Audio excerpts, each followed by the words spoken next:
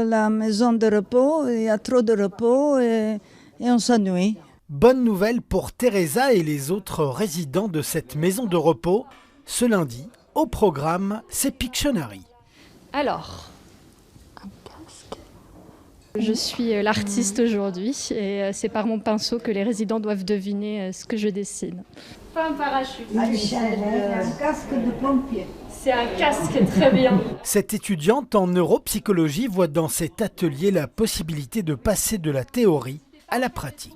L'idée ici, c'est de travailler aussi un peu sur la mémoire, etc.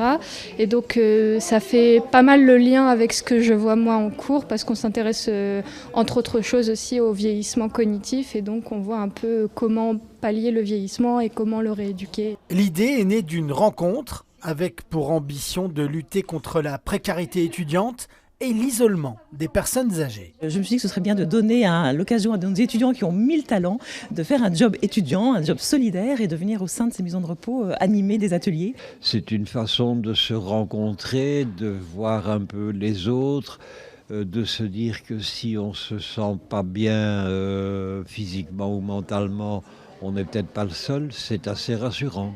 Autre élément rassurant, mais pour les maisons de repos cette fois-ci, le prix. Seulement 60 € l'atelier. Aujourd'hui, les animations coûtent en moyenne entre 150 et 200 € et en une intervention, le budget est épuisé. Nous, on favorise vraiment la récurrence pour qu'il y ait un lien qui se crée, que ce soit vraiment bénéfique et pour les résidents, et pour l'étudiant qui vient, et pour le personnel de la maison qui puisse vraiment déléguer et être soutenu par ces intervenants.